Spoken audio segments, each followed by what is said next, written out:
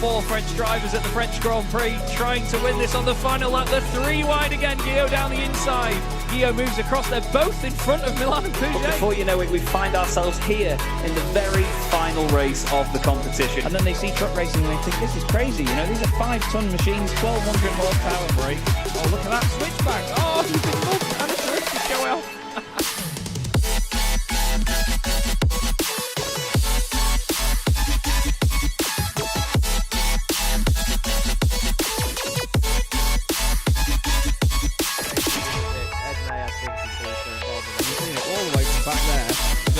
Ben Gregory now, I love this. 18.5 minutes gone. Senna Lanson tries to go for the race lead.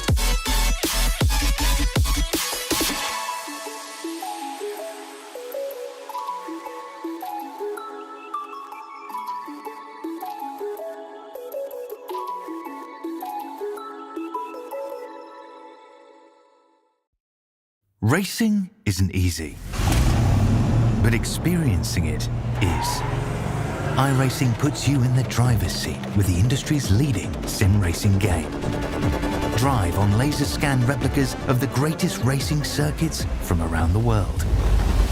Go head-to-head against other drivers chosen by skill-based matchmaking to ensure competitive racing at every level. Compete across all your favorite series. In officially licensed cars, engineered to deliver the most accurate driving experience possible.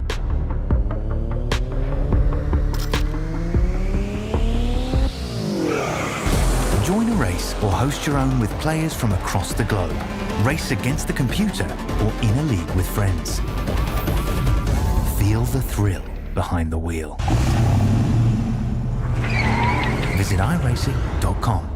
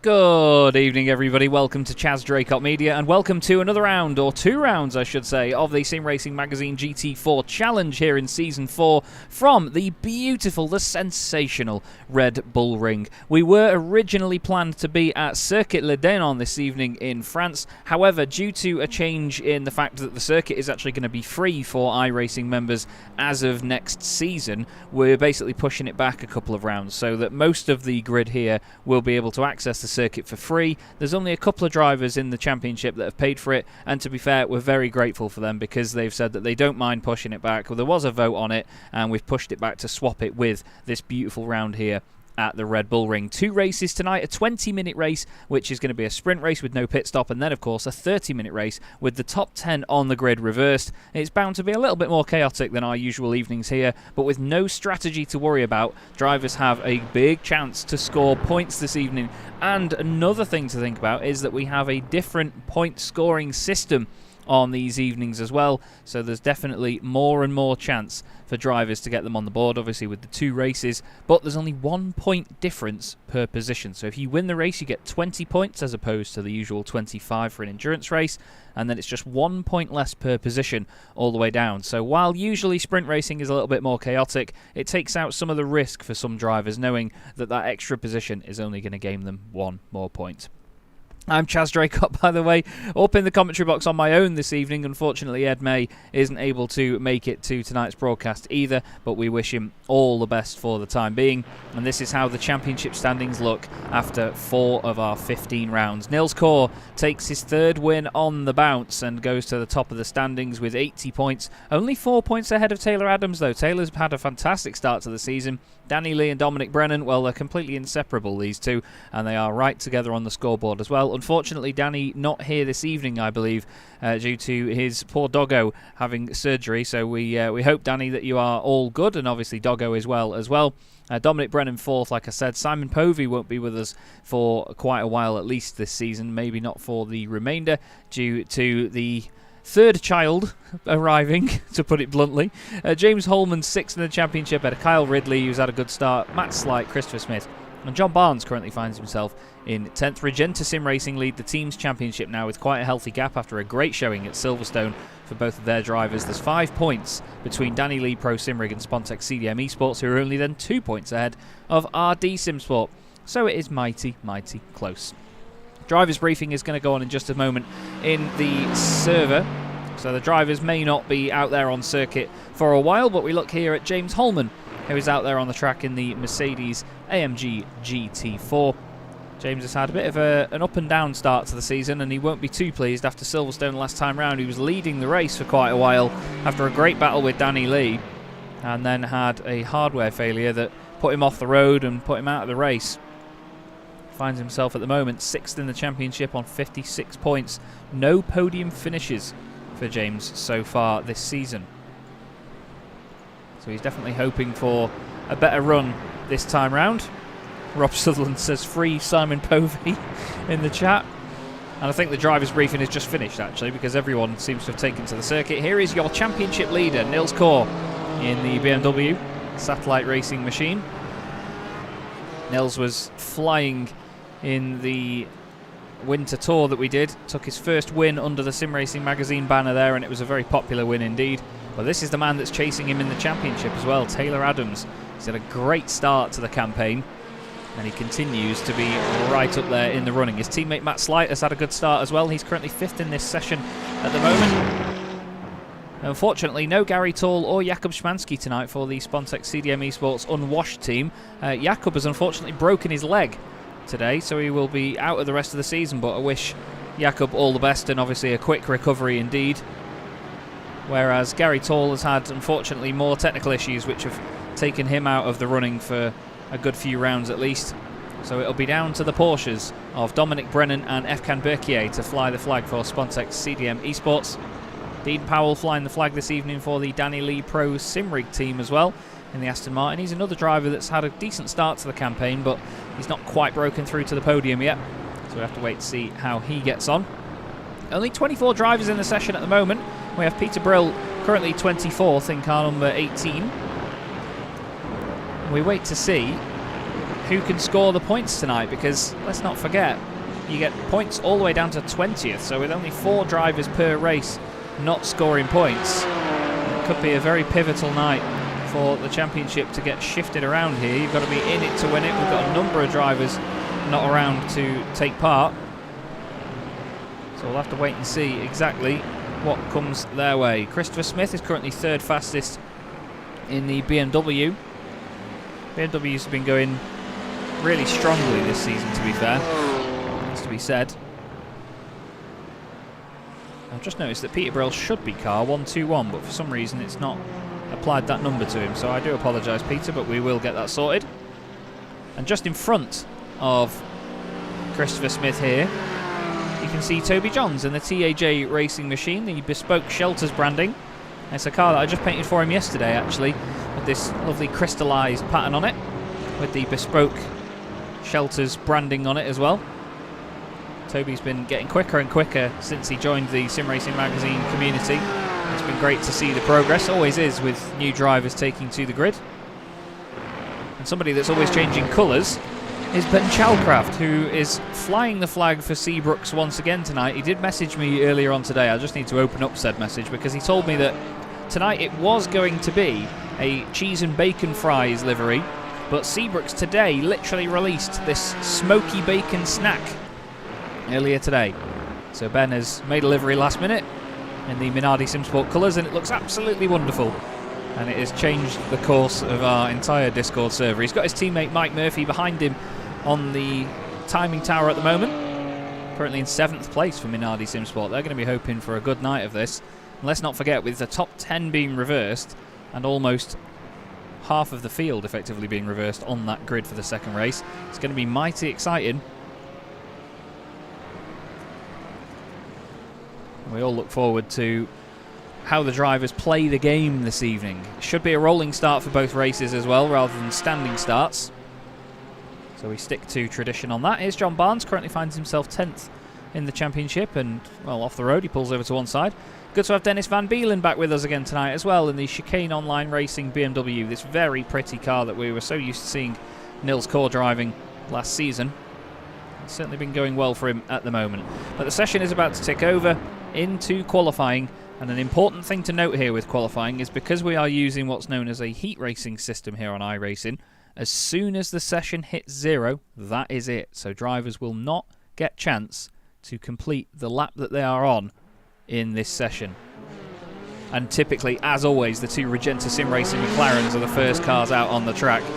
Matt Slight and his teammate Taylor Adams eager to get out there and on the circuit. Now again, as I reiterate, I'm the only one on the broadcast this evening, so I do apologise if I have to take a break every so often, but while I can talk for England, I can't talk for England at the same time. So you may have to give me a moment every so often just for a quick break while I shut up. But I'm really excited for this tonight. Red Bull Ring is one of my favourite circuits in the world. I was very grateful to be taken there by Clio Cup Europe to commentate there in 2021. It would be a dream to return there for any commentary or work, or even just to spectate, to be honest. It's a hell of a location, and it's just as much fun here on iRacing in the sim. This is Taylor Adams in the McLaren. And I remembered that I still hadn't fixed that camera actually from last time. We can maybe just knock it down a little bit. We can see a bit more, can't we? There we go, that's better. But Taylor with a clear track in front of him now and his teammate behind him, hoping to get the most out of this McLaren around here at the Red Bull Ring. We had a very exciting encounter here last season at the Red Bull Ring. It was certainly a championship-changing moment. But look at these two Regenta cars flying through the final couple of corners, really opening up the circuit. And across the line they will go. Track limit's interesting here. They only get 15 incident points over the course of the first race before you get a drive-through penalty. And actually the second race as well. 20 incident points disqualifies you from the race. So drivers have to be on their best behaviour tonight to make sure that they don't go over those very, very low limits. They used to run the British Boring Car Championship on 15 incident points and you get a penalty.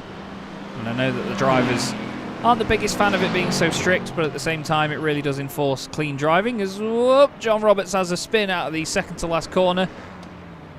And the car rolls backwards out of the way. Mark Johnson goes past in the Aston Martin.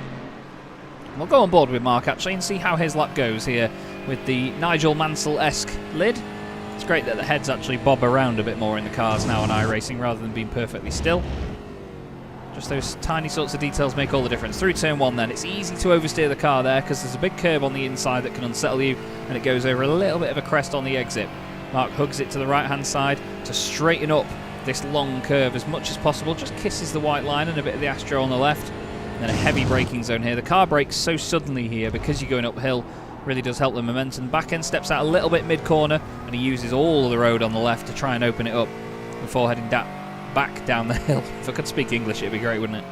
It's a beautiful sight as we run down towards the very tricky right-hander at the bottom of the hill. Make your day a happy day indeed. Hard on the brakes. Long apex here. It's so easy to overdo it through there because it looks like the corner comes to you and then it still tightens up a little bit more.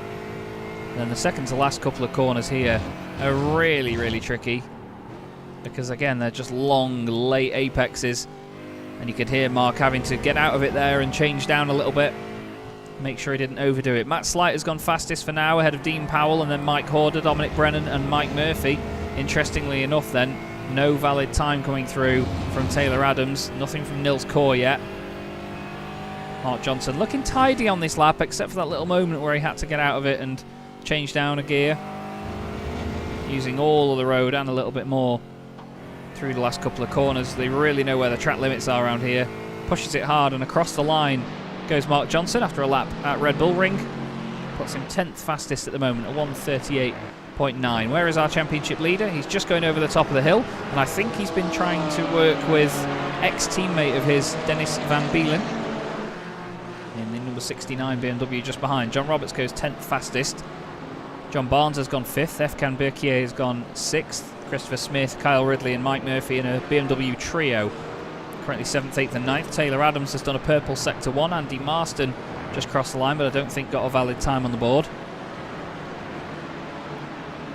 But it's Nils Kaur that we're going to keep our eye on, the championship leader, moving there with quite a comfortable advantage, it has to be said, 4 points. Just coming here, it's just literally per position is the points that you're looking at. So it's easy maths on a night like tonight. So Nils just needs to make sure that he puts the car in his best position as possible. There's no sort of strategy in waiting and saving fuel in these sorts of races, as Taylor Adams goes fastest by nearly 0.2 of a second. Dennis Van Bielen goes very wide out the final corner. I'm not sure if that's going to count. Dominic Brennan goes 4th fastest there in the Porsche, and Nils Kaur goes 0.3 off Taylor Adams. Christopher Smith actually beats him from just behind as well. It's very close up there, but great stuff by Christopher Smith. What about James Holman? He's halfway around a lap. Drew Fletcher and Paul Goffin have just completed their times. Drew Fletcher goes 12th. And Danny Lee is racing, actually. It's great to see Danny out there, so fair play to Danny. He's jumped out onto the circuit for tonight. His first time puts him 13th. He might be a little low on practice for this one, so he can be forgiven if he's not at his usual pace. James Holman doesn't put a valid time on the board. We still wait for Ben Chalcraft, Paul Goffin, Dennis Van Bielen and Toby Johns to put valid times on the board. There goes Ryan Penny up to 16th, Peter Brill 19th. Means we'll have 25 drivers here tonight, and it's a 1-2 for Regenta Sim Racing at the moment. It's exactly what they need for the Teams Championship as well, which they currently lead. Taylor Adams and Matt Slight 1-2. It's not often we get a 1-2 really in this championship. Sure, we had one at the start of this season, but it wasn't technically a 1-2 because the two Spontex cars involved were not in the same team. Here are the two snack-ridden teammates of Mike Murphy and Ben Chalcraft, the Minardi SimSport cars. Ben hasn't put a valid time on the board, so he's hoping to make this one valid. Mike Murphy's got a green first sector. He's also got a green and white car, but they don't tend to go hand in hand all the time. Matt Slight improves. Mike Horder goes 5th. Mike Murphy is 11th still, and Ben Chalcraft puts himself 13th. Good to see Mike Horder back with us again in this gorgeous boosted Aston Martin. It's more pink than I remember it being. Mike Horder is very quick. He's been a bit of a staple of the Sim Racing Magazine GT4 Challenge the last few seasons. It's lovely to have him back with us on the circuit again. Just behind them there, I think, is Efkan Berkier. No, it's not actually. Apologies. It's Dominic Brennan in the Spontex CDM Esports Porsche. Slightly updated livery on these cars that I finished the other day, with the new logos of GT Planet and Sneak Energy and Simply Race on it. Makes it look a little bit busier, and it means that I don't have to have the iRacing standard logos on it. Dennis Van Bielen is the only car that's not put a time on yet, so we wait to see whether there's anything from him. Ryan Penny has just improved into 17th place. Hello to all of you, by the way, in the YouTube chat and on Facebook. Hope you're all having a great evening, everyone, and looking forward to two very exciting races here at Red Bull Ring. Taylor Adams is absolutely flying on this lap, by the way. He's in 2 purple sectors, matching the car. Somebody's beating him in the middle sector. It's actually Dominic Brennan. Dom Brennan is just on a 41.87 in the middle sector and goes quicker than Taylor has. As Taylor runs really wide through the second to last corner. That was, by the look of it, millimetre perfect, because there's a secondary bit of curb that they're allowed to run up to. We'll see whether this is fast enough. No improvement in the final sector, but it's still an improvement overall. Taylor Adams, 1:37.076. I'm not sure anyone's going to break into the 36s. Brennan goes fourth fastest with a 1:37.488. There's 0.3 of a second or so between them and Matt Slight, but Christopher Smith has actually gone second fastest. For some reason, Chris has got the incorrect decal there on the car. And I know exactly why that is, actually, because I did a trailer for a different championship recently, and Christopher was in that in the BMW, so everyone's cars will just go white for a second while I reload the paints. Apologies for that. Stephen Burns is... oh, off. Sorry, Stephen, I've really not done you justice there, mate. I was going to say Stephen and his teammate Kyle Ridley for Win It or Bin It Racing are back out there again tonight in the BMW M4s. Another pair of drivers that have really embraced the banter and entertainment of this championship. They've been great additions to our grid. John Roberts has just had an off as well. He's going to jump back to the pit lane. 5.5 minutes still to go here in qualifying, so plenty of time for people to get a good lap on. Matt Slight is just done a purple sector 1, but quite a lot off in sector 2. Not quite sure whether he's going to complete that with a full improvement around the lap. He's got slipstream from his teammate, and out of all the people in the field, it's probably the best one to have at the moment, because Taylor Adams finds himself on pole position. Across the line they both go, and it doesn't look like an improvement from Matt Slight, no. Lap time doesn't even count by the look of it either.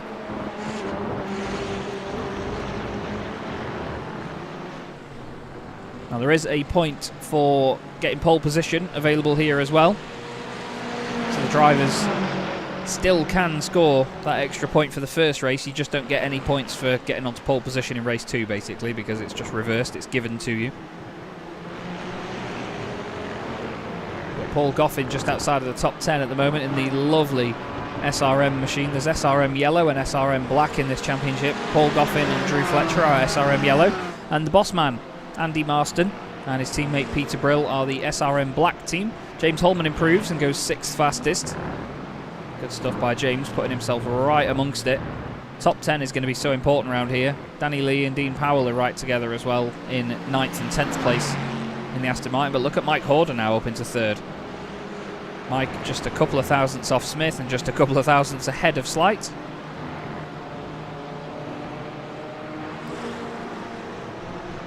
But the whole top 15 separated by just over a second. Top 14 by less than 9/10. Remarkably close around here at the Red Bull Ring. And the racing will be just the same. There won't be any waiting around or holding back or any strategy or anything here that the drivers have to think about. Like I say, it's just going to be out and out racing at full chat. But Nils Kaur, he's in a bit of trouble here actually. He's 8th in the session at the moment as Matt Slight goes back into 2nd place. Makes it a Regenta 1-2 once again. Very well done to Matt Slight. Great lap indeed.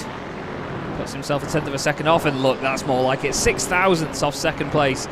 Nils Kaur goes just up ahead of Christopher Smith.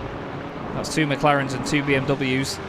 5 manufacturers in the top 7. But that's what Nils Kaur needed. He really needed that lap. Rob Sharp in the chat. Great to have you along, Rob. Really hope you're doing well.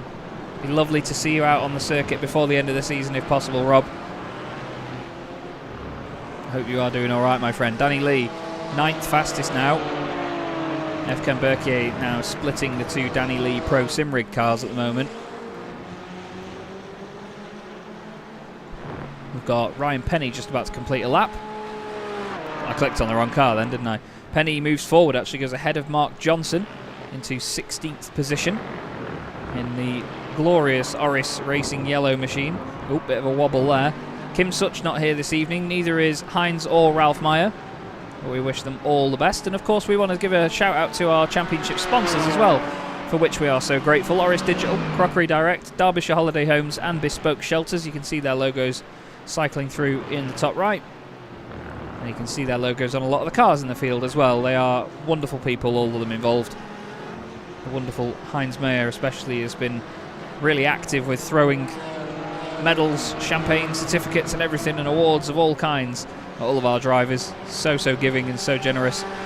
Drew Fletcher as well of Derbyshire Holiday Homes for his continued support of the championship, and Toby Johns' father, Alex, who has been racing in the CDM Dirt Speedway Super League that I run on Thursday nights as well, in the Dirt Legends on Dirt Ovals. He's really been enjoying himself. Like I say, Toby in this new livery for this evening, he said he hopes it makes him a bit quicker, but he's been doing absolutely fine learning the car in the championship. He's less than 2 seconds off the likes of Taylor Adams, and that is very, very impressive, because Taylor, as we all know, is rapid.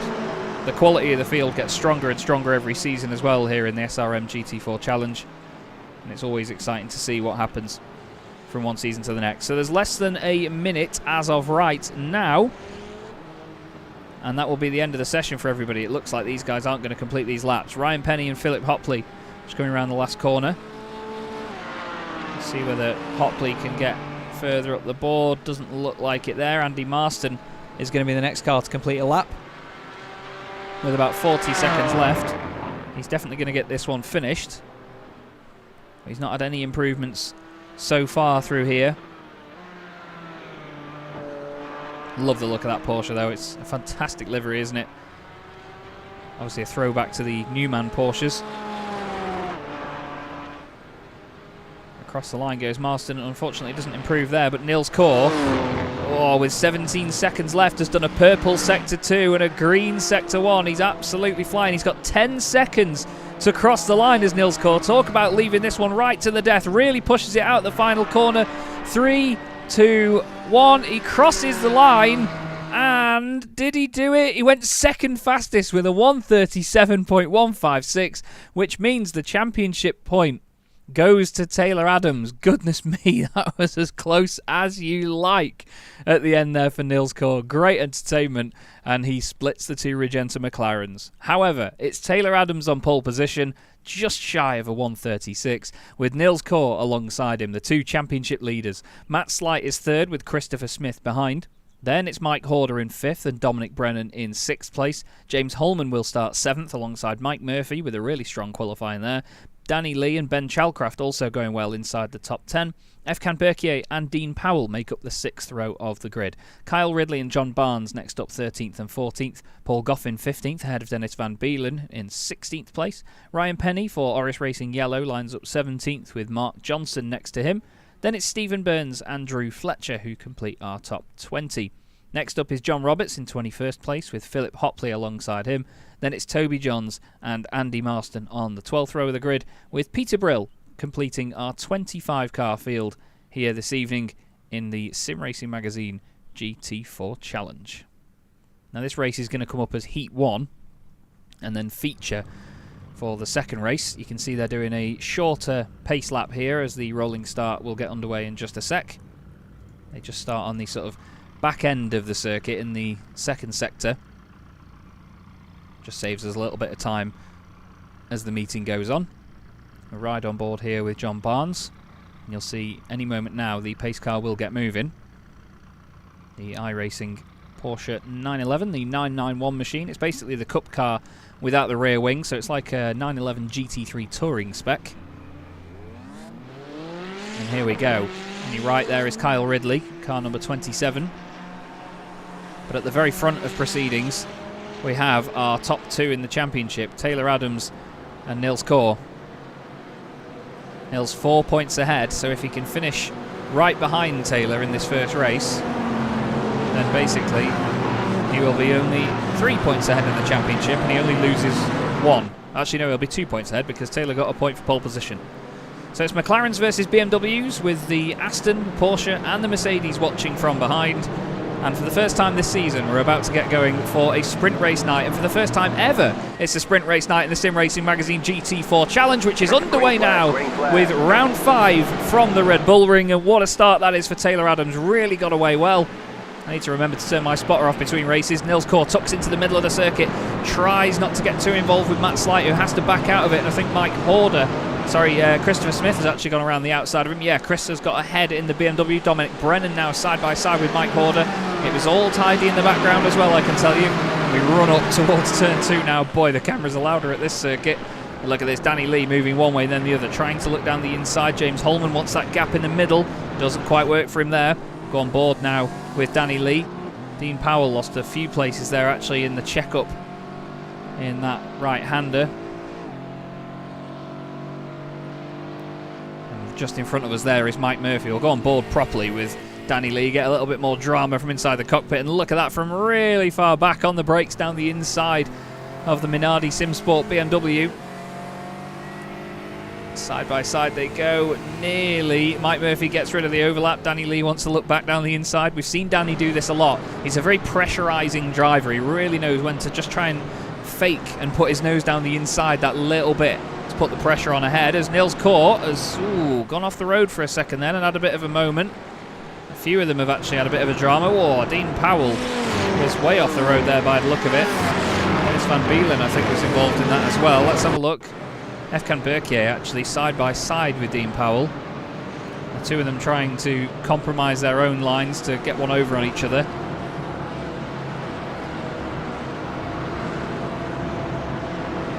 And oh, actually, to be fair, Dean got a little bit sideways and then Dennis just sort of had a bit of a wiggle of his own. But after the first lap, excuse me, it's Taylor Adams that leads the race. Great start for him. Nils Kort second. Christopher Smith has moved up into third place. And there's battles going on behind. Mike Murphy, I think, may have just either had a poor run out of the first corner or a slowdown penalty. Love that shot of them running up the hill, but Danny Lee goes down the inside on Mike Murphy, makes the move stick. And then you've got that trio of BMWs again with Kyle Ridley just behind these guys. Look at that, Mike Murphy's got a menace of a run on the exit of the right-hander, and suddenly he gets Danny Lee back. Great stuff, great battle in between these two. Mark Johnson and Drew Fletcher are side by side a little bit further down the order. If this gets settled out now, we'll have a look. And they are coming down into the right-hander. Drew backing out a little bit on that one, deciding to sit back behind him. Danny Lee again and Mike Murphy are still at it. Danny's got a better run out of that right-hander this time, and now they stay side by side once again. This is great battling. Where is Mike going to be? Oh, Danny's gone a little bit wide there, but I'm not sure that he's going to be able to... No, he is actually going to hold it around the outside. I do apologise. I was trying to figure out why my camera wouldn't change for just a moment there. And getting in on this as well is Ben Chalcraft trying to chase these guys down. He's got a front row seat of this, is Ben. His teammate just in front of us there. I think Mark Johnson's had a drama. Oh, Mike Murphy down the inside of Danny Lee. There's a big check-up and whoa! Car into car into car. Ben Chalcraft's gone around. John Barnes was in the middle of the road. I don't think John expected that. Goodness me. John hit the back of Ben Chalcraft and then Ben got another hit. Mike Murphy is parked at the side of the road wondering what on earth happened. Wow. We've had two cars have their own incidents. This is what happened with Mark Johnson. Oh, Toby just went down the inside. Toby Johns was just alongside here. Let's have a look. Gets to the apex. Oh, he understeers a little bit wide, but he didn't have all the room in the world there. And then this is what happened with Mike Murphy. So Mike goes down the inside of Danny Lee. Oh, there's a bit of a squeeze. They both understeer, and then they make wheel-to-wheel contact. And, well, John Barnes hits both of the Seabrooks cars really hard. Goodness me. Stephen Burns had his own incident as well.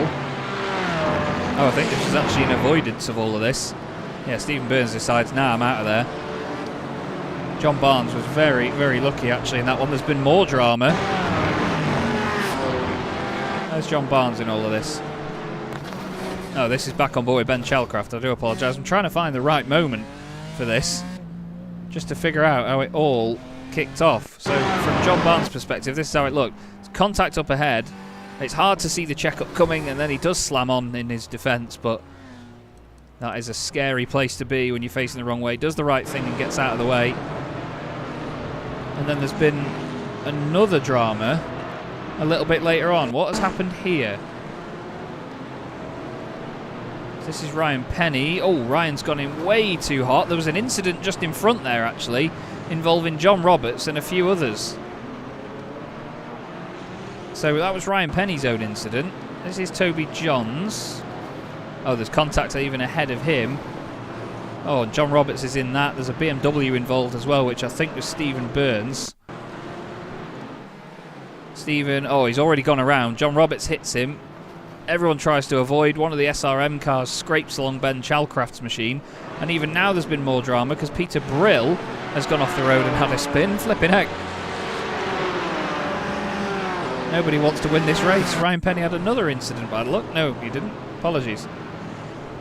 It was the same one that just came up twice for some reason. Anyway, back at the front, Taylor Adams still leads this race, but as you can see very clearly, not by as much, because Nils Kaur is right up his exhaust pipe in that big, beefy, scary BMW. He said last week that his forte is saving fuel and playing the strategy game. Well, he's certainly quick around here in that BMW. You've got to be gutted as well for Mike Murphy and Ben Chalcraft. The two Minardi SimSport cars find themselves right down near the bottom of the order.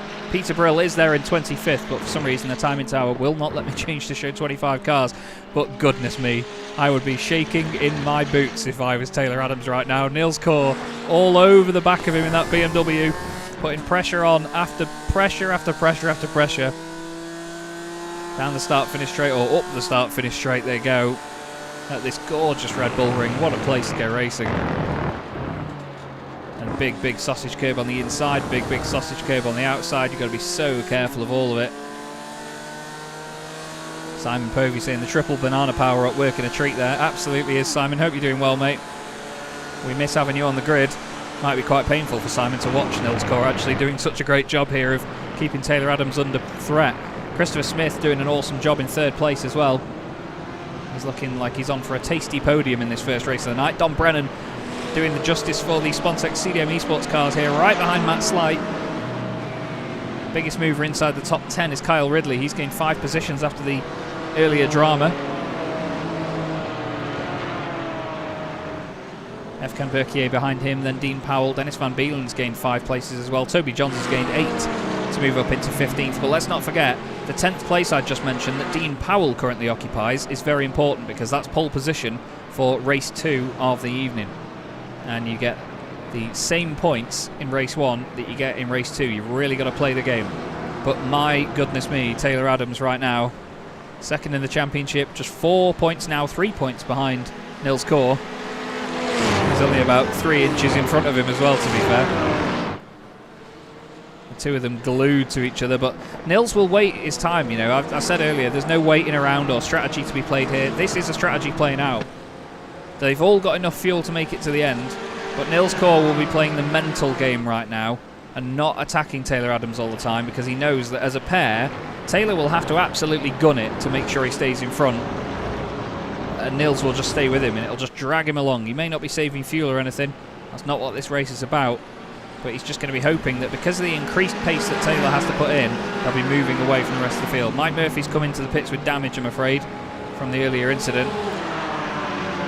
And look at this, Andy Marston now under attack from Ryan Penny. Ryan goes down the inside into turn 1. The two of them magnetised towards each other. There's a little bit of a kiss and a lean. John Barnes gets a kiss from Stephen Burns as well. Andy Marston's a bit slow off the corner.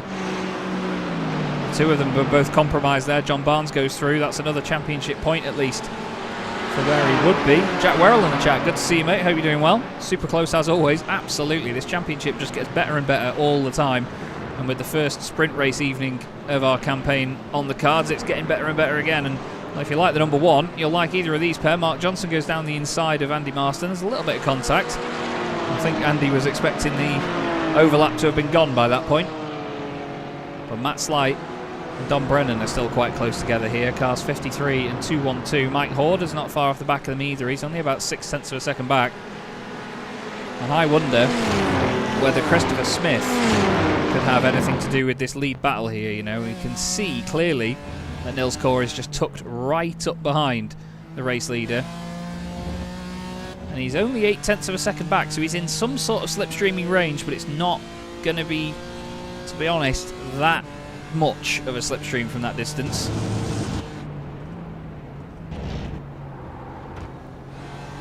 Out of the first corner they go, and look, Nils Kor tries to go to the right-hand side, actually, of Taylor Adams, but he doesn't make anything of it this time, so seems like Nils has seen that BMW coming up behind him with Christopher Smith, and he knows to get a move on now. Going for the lead, Nils Kor on the left-hand side.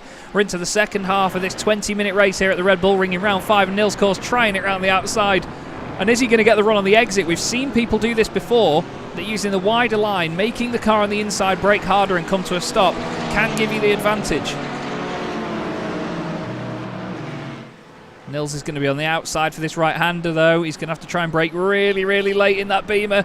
And now the onus is on Taylor Adams to keep the car tucked in on the inside and not run wide into him. They're still side by side, and this is really helping Christopher Smith. This is perfect scenario for the RD SimSport driver. And Nils Kor down the inside, gets rid of the overlap and takes the race lead. And is he going to be able to hold it, though? Because let's not forget, this isn't anything to do with pit stops now. Now that he's in front, that's going to be it. It's not down to whether Taylor Adams can save fuel. That McLaren looks so good, doesn't it? Creeping up on us like that. Beautiful machine. Now Nils Kor wants to slot back in front of him and then get the optimal line through there. That sounded absolutely unreal there as Mike Horder's Aston Martin went past us. Dominic Brennan side by side with Matt Slight, backs out of that one. Now Horder's getting in on this one as well. It's fantastic. Fantastic racing here. The sprint racing in the Winter Tour scared a lot of us, I can imagine, but the incident points are tight in this. The drivers have to be really careful. Track limits here at Red Bull Ring will certainly help that. Make sure they're all well behaved as Horder just goes over track limits a little bit. This is exactly how we wanted this race to go. We've got 5 manufacturers inside the top 7, and it's McLarens versus BMWs up at the front, but Nils Kor holds that lead at the minute. He's won the last 3 races on the bounce. With a win at Road America, then an epic win at Daytona, and what a fantastic victory as well last time out at Silverstone. Really played the strategy, but Taylor Adams all over the back of him once again. Moves to the left-hand side, tries to go around the outside. He's saying, look, you did this to me last time, I can do it to you here, but no. Nils Kor places that car beautifully. Channy in the chat saying this is a great watch. Thank you so much, my friend. Really hope you're enjoying the show. Single-handed broadcasting and commentating tonight, and I tell you what, when I get into these elements, I absolutely love this. This is brilliant stuff to watch. Christopher Smith now in 3rd position. He's right in the fight. Thing is, though, if he starts having a go at Taylor Adams, they could very quickly lose Nils Kor BMW here. Look at how close all 3 of them are at this point. 7.25 minutes left to go here at the Red Bull Ring. Once again, thanks to our wonderful sponsors, Orish Digital, Crockery Direct, Derbyshire Holiday Homes and Bespoke Shelters for their continued support of the campaign. And thanks to our drivers for providing such epic racing. Look at how close these boys are across the line. The 3 of them separated by less than 0.4 of a second as they cross the line onto lap 9. And then behind them, even then, you know, there's only 0.7 behind the next bunch. And they could all catch up to the leaders before this race is done, you know. It's all oh so important. Looks like Dean Powell's quite safe in 10th position for that pole position for race 2. This is where he is at the moment. That's Efkan Berkier ahead of him in the Porsche, then Kyle Ridley. Dennis Van Beelen finds himself in 11th place, just off the back of this and just off the back of a potential pole position. I know that he'll be excited to try and get more extra points out of this next one. It seems like Ben Chalcraft has had a drama, I'm afraid, further down in 23rd place. But we go back up to the front here. Nils Kor leading the race by only 0.3 of a second. And look at that. When you look behind Christopher Smith in 3rd, Matt Slight is definitely closer. And there's somebody else coming into the picture as well, just in the background there, in the Mercedes, James Holman. And if anybody can really pull one out of the bag at the end of a race, it's going to be James Holman. He's had such bad luck with hardware issues, and like I say, not even a podium finish yet at this point in the championship. James is very capable of race wins. He got a bunch of them last season in season 3. An amazing race victory at Jerez in Spain as well was a proper highlight of his championship, I'd say. It was textbook Holman, really playing his cards right. But this top 7 could easily become one group before the end of this race. There's then 7 seconds back to Kyle Ridley. So Kyle not quite in the same sort of fight. Mark Johnson's having a scrap with Andy Marston still. 2 of them swapping place after place. They've got Ben Chalcraft just behind them. And ahead of them, actually, is quite a good battle as well. Stephen Burns Ryan Penny and John Barnes, BMW, McLaren and Porsche. All making their beautiful, distinct noises. Now this is the run-up to turn 2, and Taylor Adams is having another go at Nils Kor. He knows this group is getting longer and longer behind them, because look at it now. James Holman, I'd say, is really within striking distance. 3 seconds between the 7 cars that lead this race. And they're actually going side by side a bit further down, because Christopher Smith has got the run. Oh, looks to the left, but Taylor Adams says no. Then he looks to the inside. Chris needs to play this really cute now, because he's got to think about the fact he's got a Regenta sim racing car behind him. But also, if he has too much of a go at Taylor Adams, then he's going to lose that pesky blue, white and red BMW at the front that is currently leading the championship. But this is exactly how we could have hoped the first sprint race of the season going on.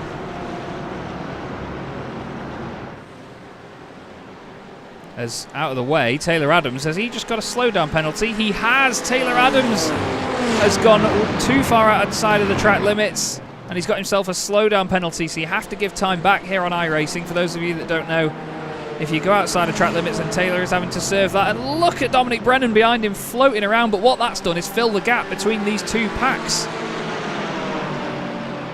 So all of a sudden, Taylor pushing that hard has lost those positions. Let's have a look and see whether we can see it happen. It would have been there. Would have been on the right-hand side. He makes it clear by getting out of the way, and that's good sportsmanship of Taylor. You know, he doesn't try and serve it in front of these guys and mess anybody else's race up. Was it just me that jumped because of that then? That was mighty loud. Mike Horder in the background, he's like, right, look, you in this Porsche need to get a move on, Dom, because I can see this battle ahead of us. And look, James Holman's now 5 tenths behind them. This is just getting better and better every single lap. We've got 3 minutes left to go. It's about 1 minute 40 per lap. I think we're going to get 2 more laps here. And they are going to be 2 very spicy laps indeed. A bit further down, we've got Drew Fletcher, Toby Johns and John Roberts. All these guys have been involved in one little knock and exchange of vinyl here and there. Drew was responsible for getting Toby into the sim racing now, and it's like Master and Padawan together on the circuit. Toby racing with Drew, which is great to see. You love it. You love to see it. Taylor Adams has got back in front of Matt Slight. I wonder if Matt has just let him have that back, you know. We'll have to find out. Let's have a look at it. Yeah, Matt moves over to the left-hand side. Lets Taylor go. And that single championship point does make a difference. I'm sure we've all seen championships determined by just 1 point before. F1 2007, for example. But this is... I mean, my voice is going. I'm not sure if you can tell, but my voice is already going. At the end of race 1, we've got another half-hour race coming up after this. Well, this is exactly what we wanted from sprint racing here in the Sim Racing Magazine GT4 Challenge. A few people questioned it after some of the driving standards in the Winter Tour. It's been refined since then, and the drivers know what they're getting into now. They know to be careful, and I mean, we've got such a great grid of people here. We're so grateful for it. And this is, well, how we hope it continues to go for the rest of the night. Nils Kor, though, has done everything right so far. He's got the lead at the right time. He's defended it well. He was given a bit of a free gift with Taylor Adams getting that slowdown, but look, he's been able to hold the gap, even with the slipstream, to Christopher Smith, who again has had a really strong night so far. Qualified 4th on the grid. And he's not really been faulted in any single way at the moment. Whip in the chat asking, same class? Yeah, they're all GT4 cars, my friend. Whole field, all GT4 machines, as opposed to GT4, as it very often is, being a sort of subcategory to something quicker. We like to have all the GT4s as the main event, and honestly, since the very day we started this championship, it has just been an absolute treat. The balance of performance here on iRacing that keeps all these cars very equal despite their own strengths and weaknesses has just been spot on. Nils Kor leads them around the final corner to complete lap 12 and starts the final lap of the race here in round 5 of the Sim Racing Magazine GT4 Challenge here on Chaz Draycott Media. And Christopher Smith does the fastest lap of the race. Is he going to try and steal away a victory in the last moments here? Nils Kor looks like he's got a comfortable-ish advantage. Matt Slight's just had a bit of a wobble in the background there. Dominic Brennan could try and take advantage of him. But the top three have started to definitely break away from those behind. They really have become class of the field. There's a battle here between Paul Goffin and Danny Lee to keep our eye on until the very end. And keep our eye on what their run up the hill is like, actually, and see what they make of it. Is Paul... Yeah, Paul's just going to defend the inside with his life. Danny moves out to the left very suddenly, tries to break later and use the run around the outside of him. He's going to get the run on the exit of the corner as well. That is absolutely marvellous stuff by Danny Lee. That is gorgeous, gorgeous driving. Hats off, sunshine. Forward he goes. Let's have a look at this lot, though. Only a handful of corners left. Nils Core leading it, but I'd argue that Taylor Adams is going to try and line up a move on Christopher Smith here. He's pushing like mad. But Nils Core, with this result, will just extend his championship lead by just 1 point based on the evening. Taylor Adams got a point for pole position. And in the background, Matt Slight, I think, he's just defending from Don Brennan. But at the very front of this, to take what's going to be his 4th race victory on the bounce is going to be Nils Core. What a fantastic drive that was. What a race that was, everybody. Are you not entertained? Nils Core wins round 5 of the Sim Racing Magazine GT4 Challenge, and Mike Horder pips Dominic Brennan to the line for 5th at the end, just behind Taylor Adams' fastest lap of the race at the end as well. Boy, oh boy, what supreme entertainment that was. Excellent stuff. There's still battles going on here. Oh, John Roberts and Drew Fletcher leaning on each other a bit. Oh, there's even more contact into the second to last corner. Toby Johns wants a piece of this. Drew's trying to crowd him out, says you're not coming through around the outside. I think there was a little bit more of a touch as well. Toby Johns is going to go through past John Roberts, side by side across the line. John classified 16th, Toby Johns next up. And what about championship point scoring positions? It's going to be Stephen Burns 19th behind John Barnes. Ryan Penny completes the point scorers, and Dean Powell, I can confirm, finished in 10th place. So he is going to be the one to take pole position. But Nils Core, what can you say about this man? That's his 4th win on the bounce. Thank you very much for the kind words as well, Whip. Really do appreciate that. But my God, that was as exciting as you get. And the Sim Racing Magazine GT4 Challenge once again delivers, everybody. I'm really, really hoping that you enjoyed that as much as I did up here in the box. Didn't know where to look half of the time, but so many of the battles at the front were mighty, mighty exciting. Let's go over the results of that first race of the night then. I will leave a little pause here and there in them, just because otherwise Spotify kicks off at me while I'm trying to play music. So Nils Core takes the win, less than a second covering the top 3. Christopher Smith in 2nd place, Taylor Adams in 3rd. Matt Slight finishes in 4th, with Mike Horder in 5th place, just ahead of Dominic Brennan right at the end. James Holman completed that top 7 with a bit of a gap back to Kyle Ridley, who gets big points on the board. Efkan Berke will start on the front row for the second race of the night, with Dean Powell starting on pole position. Dennis Van Beelen finishes in 11th, ahead of Danny Lee. Good drive by Danny there through the field. Paul Goffin is 13th, ahead of Drew Fletcher. The very feisty battle there with Toby Johns and John Roberts at the end. Philip Hopley was classified in 17th, with John Barnes just behind him recovering after the earlier incident. And then completing the top 20 was Stephen Burns and Ryan Penny.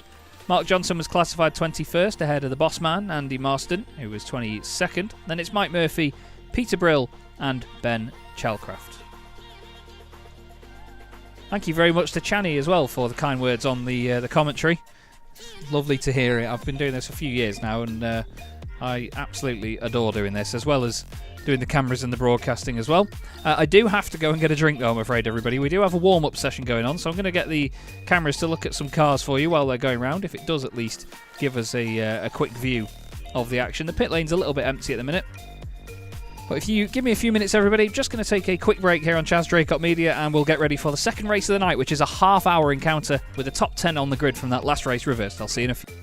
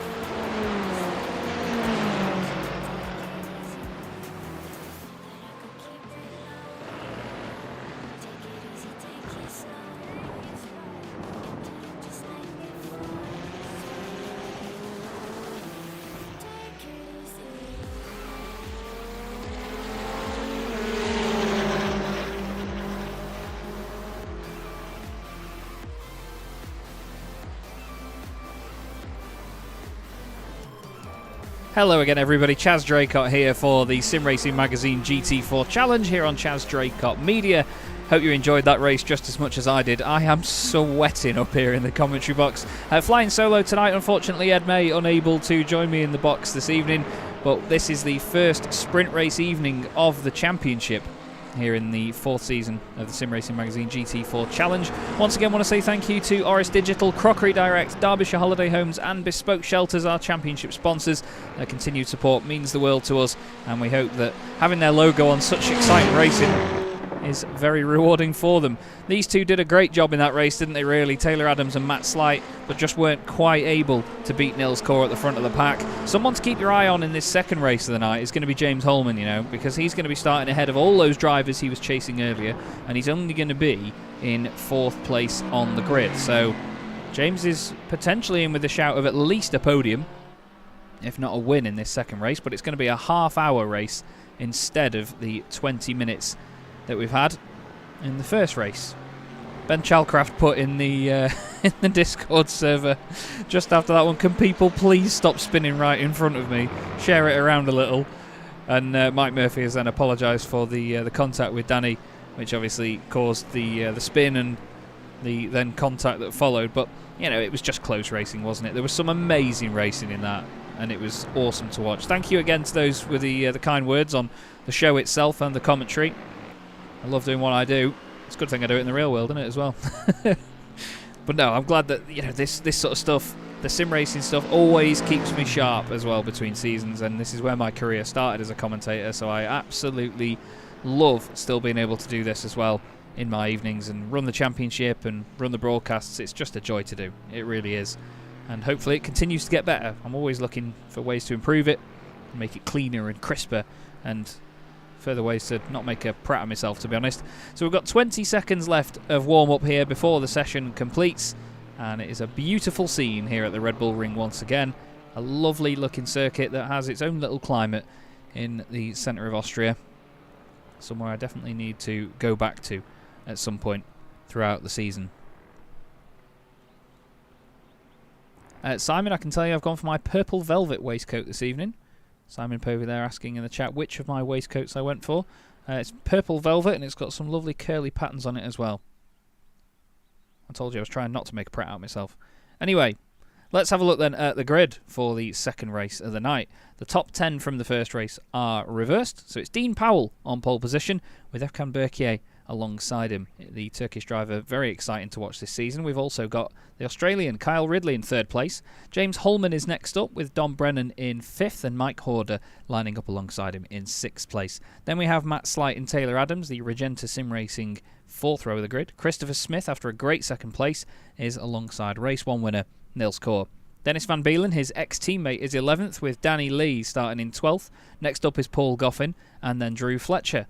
We then have Toby Johns and John Roberts on the 8th row, Philip Hopley 17th and John Barnes 18th. Next up is Stephen Burns and Ryan Penny, who complete our top 20. Then it's Mark Johnson and Andy Marston. Mike Murphy and Peter Brill start 23rd and 24th, with Ben Chalcraft starting from the back of the grid after a couple of incidents in the earlier race, knocking him down the order.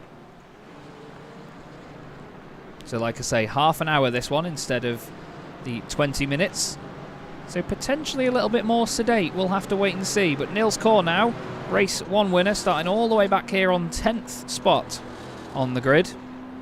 He's going to be exciting to watch, though, through this one. It's definitely not going to be easy for him to go forward, that is for sure. And Dean Powell, well, he's already decided to go. Dean has gone mighty early here. And before I even knew it, round 6 of the Sim Racing Magazine GT4 Challenge gets underway. Green, green, green indeed, sunshine. I need to shut you up one day. And there goes Matt Slight and Nils Core side by side. Christopher Smith has been caught out by that. Danny Lee is in there as well. 2 SRM yellow cars of Paul Goffin and Drew Fletcher side by side. Ryan Penny was just trying to sneak up on Stephen Burns. He's gone a little bit hot into turn 1. Back onto the circuit he goes, but it's Efkan Berkier that leads the way.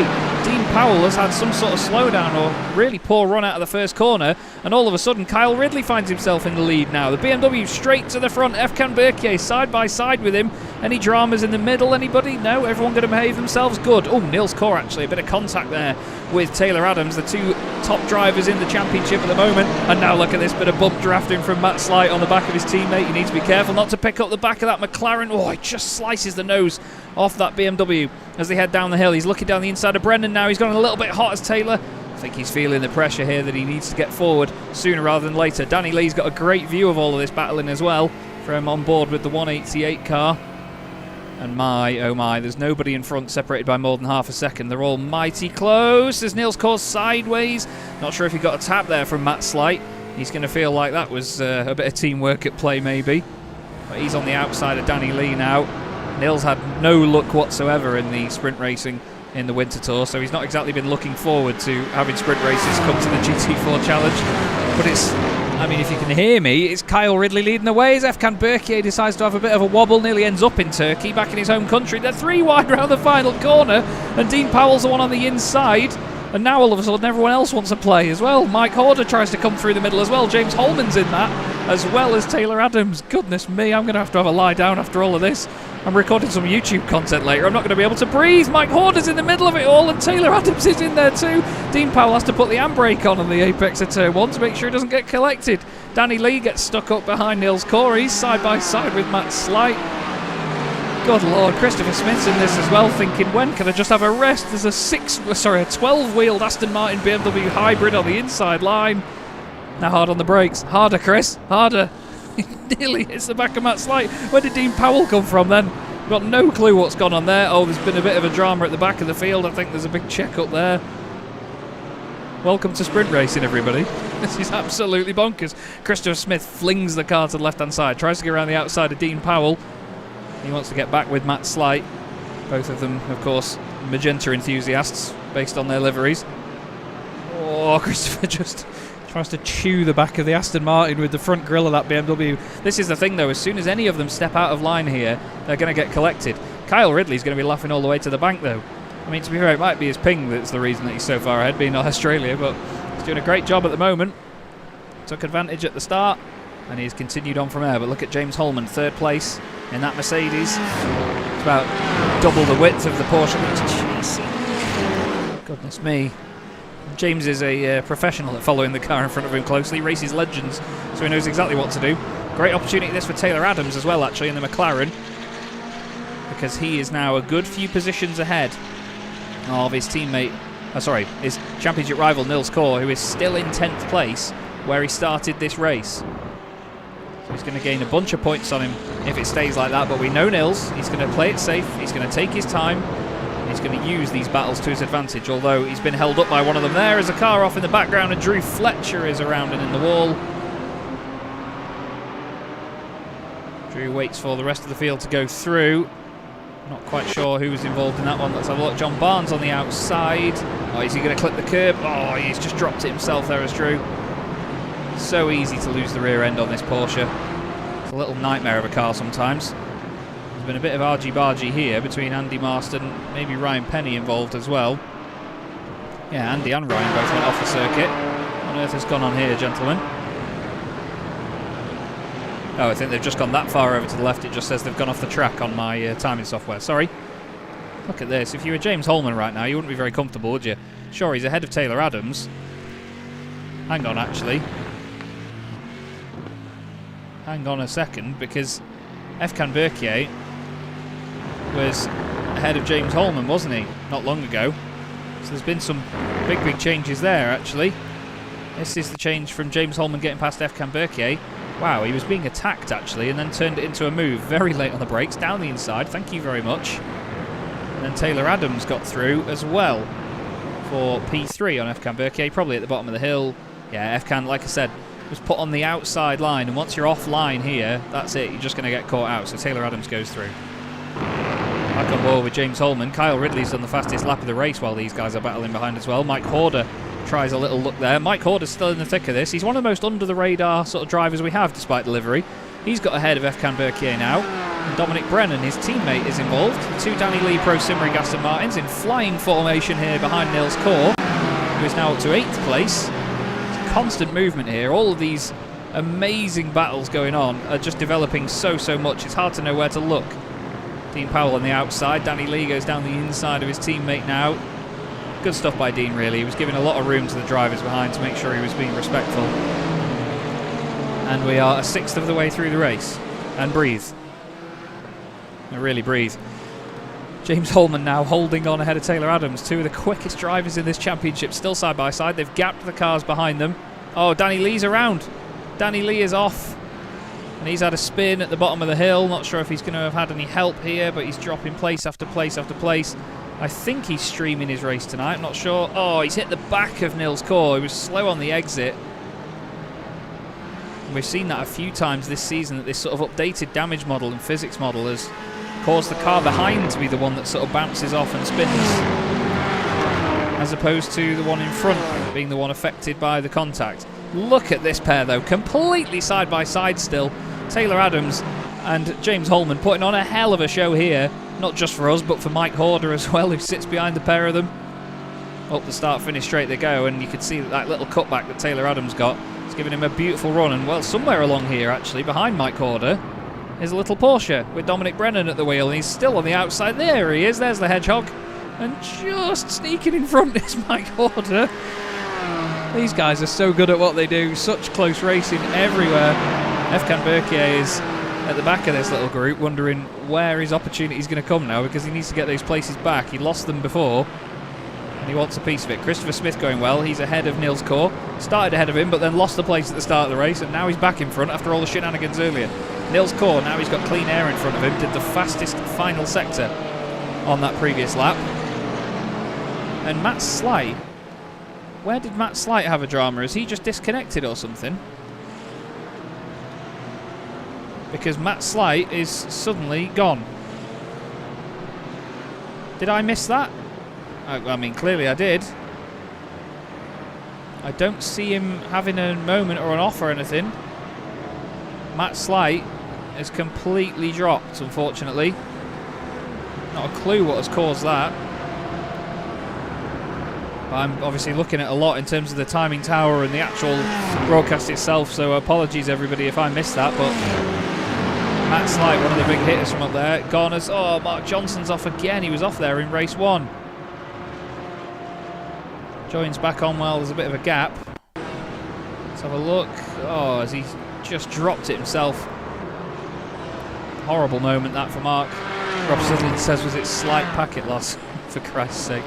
Might be a pretty major packet loss if it's completely disconnected him. That is devastating stuff for Regenta Sim Racing. Good chance for the RD SimSport cars to gain some championship points back. Same for Spontex CDM Esports.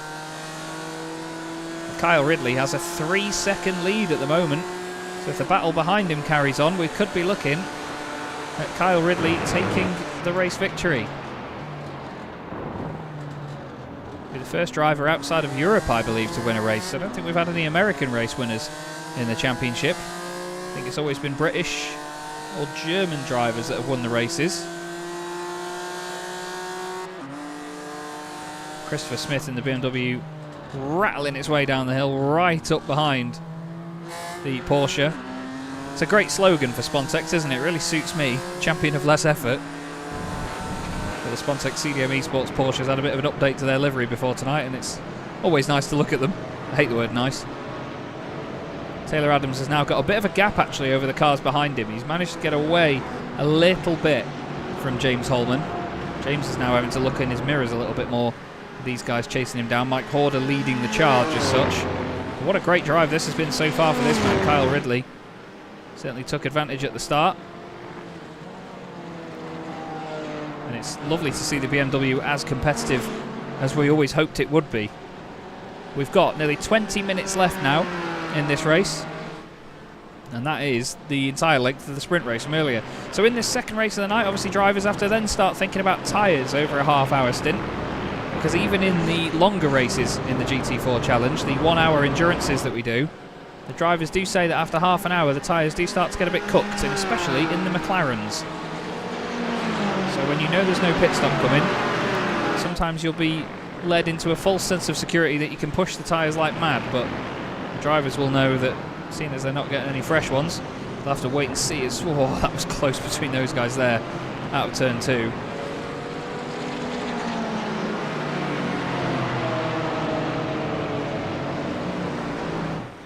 James Holman will be hoping to move forward here, not just watch behind him. Nils Core is now on the back of this fight. Or he was. Ooh, a bit of a moment there for Nils. It's not often we see him have anything like that happen. Hasn't upset him too much. Dean Powell holding on to 9th place. Dean lost a lot of places at the beginning of the race. I'm still not quite sure why. I think it was just maybe a bit of a wobble out of turn 1. John Barnes here going down the inside of Dennis Van Beelen in the BMW.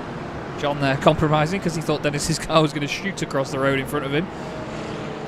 Plenty of room given by Dennis there. Lovely, respectful stuff. John Barnes tries to cut back on him. Doesn't quite work that time round. Over the crest of the hill they go. And the lead pack starting another lap here. It's got a little bit cloudy here at the Red Bull Ring. The sun has gone in. Crowd still out in their thousands to cheer on our drivers. It's a great grandstand there at the Red Bull Ring as well. It's beautiful whether you stood in it or across from it. It looks epic. Let's go on board with Christopher Smith for just a moment and see, well, what it's like outside of track limits here at the Red Bull Ring. Has to pay to get back in. And now charge up the hill. Nils Core is actually closing in behind him here. But they're all getting a little bit of slipstream.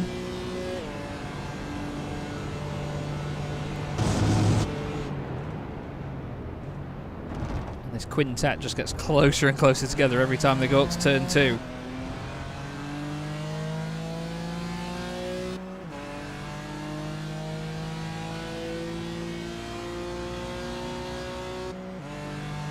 Looking at the lap times that the drivers at the front are doing, it's very, very similar between all the guys in this pack, really. Taylor Adams was about 0.4 of a second quicker than Kyle Ridley, actually, last time round though, so he's got that gap down to 2 seconds and he's still got 17.5 minutes left. This is a great chance for Taylor to claw back some of the points he just lost to Nils Core in that first race.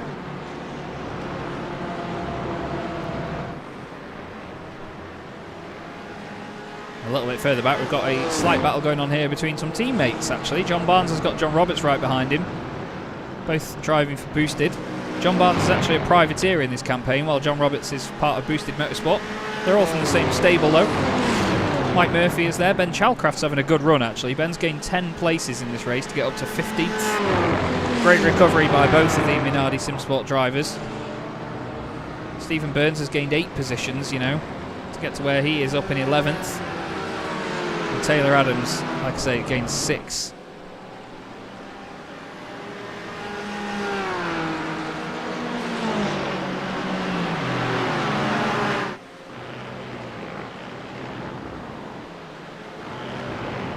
Gap now to the lead is down to 1.8 seconds as Mike Horder defends from Dominic Brennan, the first of the 2 Sponsex Porsches, but Mike runs him out of room on the exit. Christopher Smith and Nils Core are more than part of this now. They're basically absorbed into it.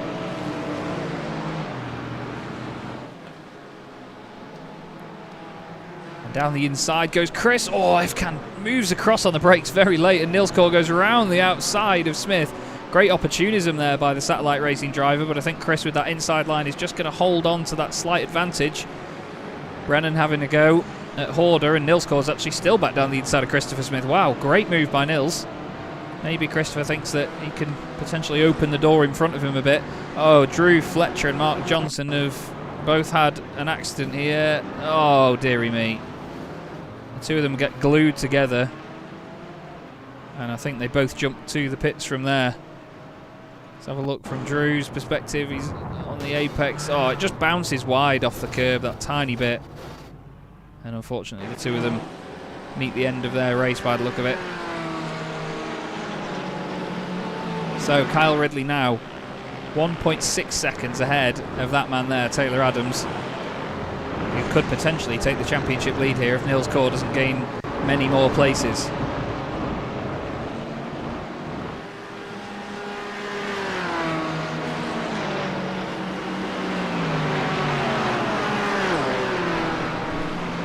Mike Horder is right in the thick of this though, because he wants to go chasing after James Holman, and Dominic Brennan behind him is just like scraping the vinyl off the back of that Porsche, isn't he? But again, we have the top 10 cars separated by very little at this moment. I mean, the top 9 effectively are separated by about 7 seconds. And then Dennis Van Beelen is 12 seconds off the lead, but Dennis having a good run inside the top 10. He's in a bit of no man's land of his own, though. He's got a little sticker on the back that says "Do the roar" from Shrek. Not quite sure what that's in relation to, but the BMW doesn't really have a roar about it. It's more of a sort of a drone, to be honest, from the M4 GT4. I love just watching the cars snake their way through this sector. These GT4s aren't the fastest things in the world, so the drivers have to be really on it. The commitment needed in these cars is very special. What a great spectacle this has been so far. We've still got just under 14 minutes left of this battle, and Kyle Ridley is getting closed in on by Taylor Adams lap after lap.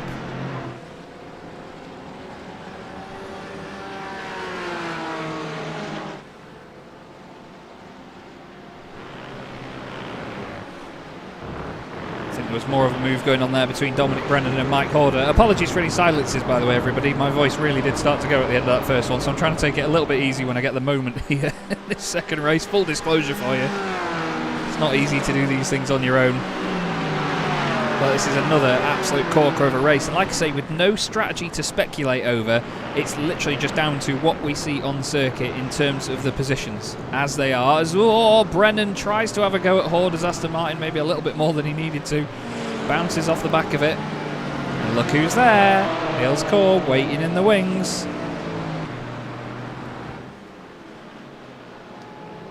As the two Spontex CDM Esports Porsches go side by side now. Oh, Efkan's put himself in a position where he's stuck on the outside.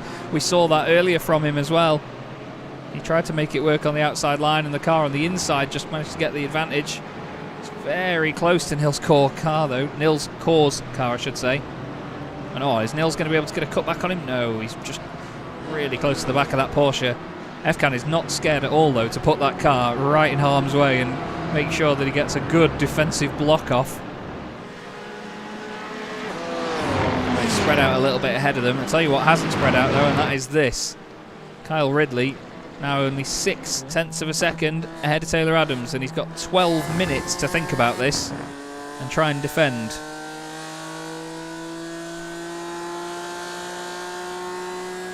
Down the straight they go. On to lap 12. Don't forget we got 13 laps in the earlier race. As bouncing around on the curbs on the exit goes Kyle Ridley. You can see actually it looks like a much bigger gap back to the cars behind there, but it really isn't, to be honest. It's only another 2 seconds. We've got a good battle going on in the middle of the field as well, you know. As Kyle Ridley comes out of that second corner. This is going on a bit further down. Two BMWs side by side. Stephen Burns trying to get past John Barnes, trying to be overtaken by Mike Murphy, with John Roberts in there as well. Nearly 3 wide into the right-hander. We'll go on board with John Roberts and see how this looks. They're all a fan of some sort of shade of green somewhere by the look of it. John in the gorgeous sounding Mercedes with its roaring V8 rumbling its way down the hills.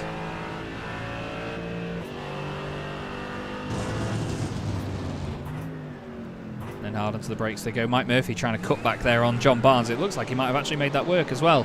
Has he got an overlap? They're very far apart from each other on the circuit. No. Niels Kor still trying to have a go at Efkan Berkier, by the way, and I think that Efkan's actually holding him up at this point.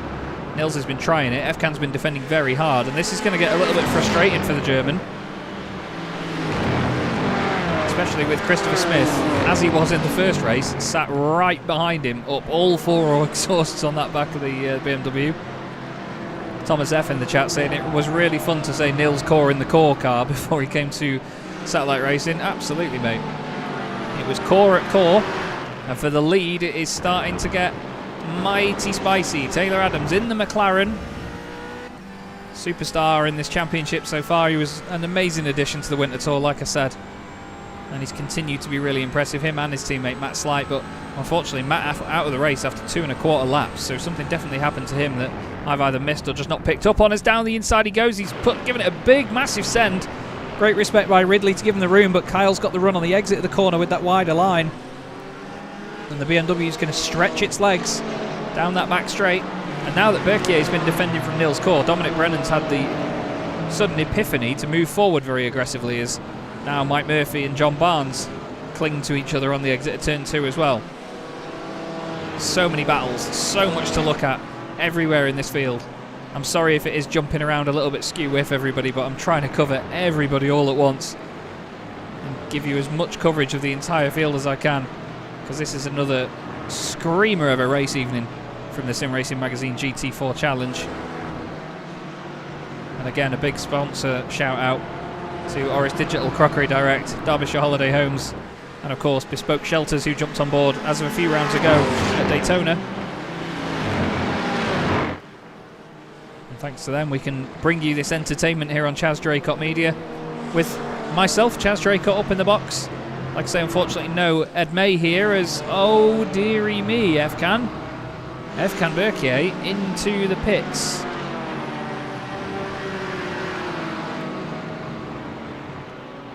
So I think that is the incident points for him. You get 15 incident points before you get a drive-through penalty, and then 20.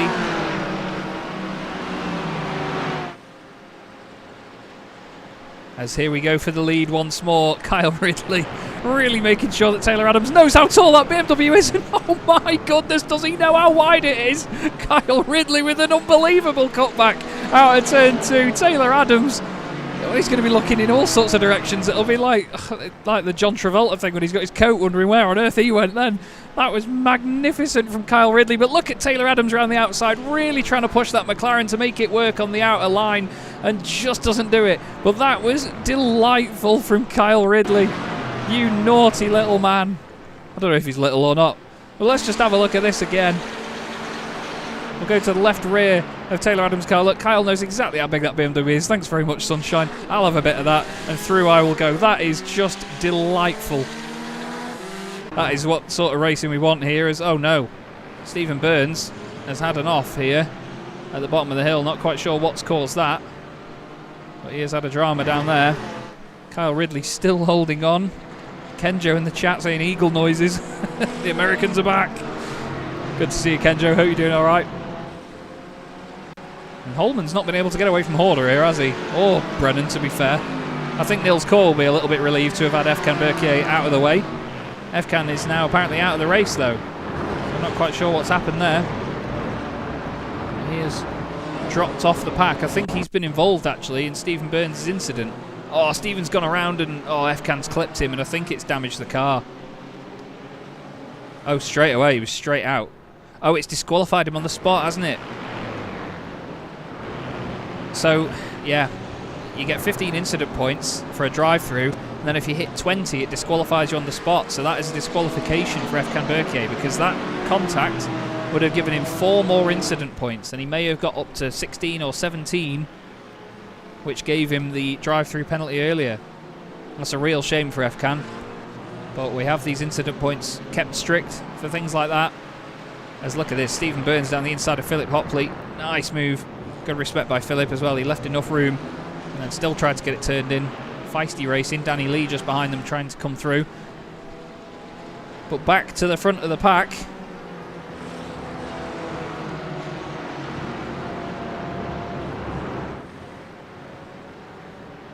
And I think that trio behind them is going to gradually start catching here if they keep battling like this. Just under 6 minutes to go at the Red Bull Ring in round 6 of the Sim Racing Magazine GT4 Challenge. I want to reiterate, this is the first ever race night where we've had sprint racing. As no, Nils Kor into the pit lane. Is that for a drive-through penalty? I believe it will be. Nils Kor, championship leader, coming into this, finds himself in the pit lane and falls prey to the incident points that we set out. Big news in the championship, that, because now Taylor Adams is trying again to take the race lead. Side by side up the hill they go. It's easy to get off tracks here at Red Bull Ring, so it's a mighty nasty one. Look at the run that Taylor Adams is going to get here, but Kyle Ridley, I mean, he knows how to place that BMW. He's got such a great run, hasn't he, out of there? Not sure if it's going to be enough, though. Let's keep our eye on him as they go down the hill. Kyle's moving over and over and over to say, go on, stay over there, son. He's making sure that Taylor definitely knows he's going the long way around here. Taylor turns it in, though, fantastically. Tries to get it stopped. I think there was a little bit of ABS kicking in there, trying to let the car keep them wheels turning. Oh, dearie me. Still close, still side by side, and Taylor Adams is going to go for it. Is he?